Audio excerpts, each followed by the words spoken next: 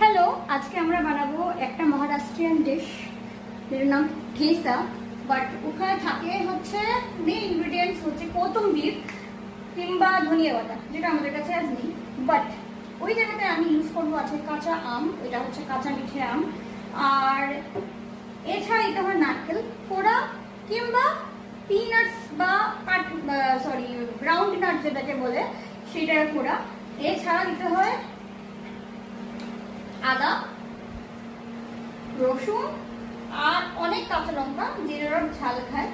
তাছাড়া দিতে হয় লবণ এবং দিতে হয় তেল। এবার তেল গরম করে তার মধ্যে যদি পাঁচফোড়ন দেওয়া যায় সেটা ভালো হয়, আর না হলে শুধু অন্য কিছু আপনার যেটা ভালো লাগে সেই ফোড়নটা দেওয়া যায়। পাঁচফোড়নই দিয়েছি এবং সবকিছু দিয়ে আমরা গ্রাইন্ড করছি।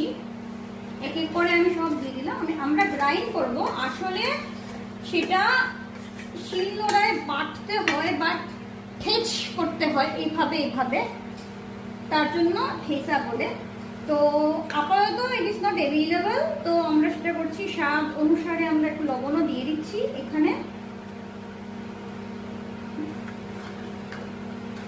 এভাবে ঢাকা দিয়ে এবার আমরা এটাকে গ্রাইন্ড করে ফেলবো। গ্রাইন্ড হয়ে এলে পরে এইভাবে লাগবে। এরপর আমরা একটু লেবু, নিম্বু হলে খুব ভালো হয়। আমার কাছে এখানে রসাল লেবু আছে, সেটাকে চিপে দিচ্ছি ভালো করে।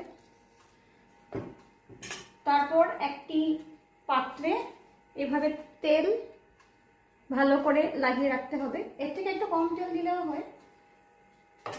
এবং এর মধ্যে আমাদের ফোড়নওয়ালা তেলটা দিয়ে নেড়ে ফেললেই হয়ে যাবে।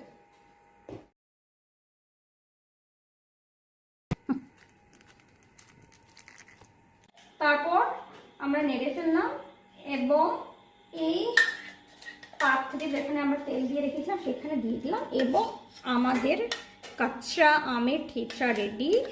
The credit actually goes to my জেঠিমণি who happens to be from Nagpur, Maharashtra. আমি ওনার কাছ থেকে শিখেছি, উনি প্রথম আমাকে খাইয়েছিলেন। এটা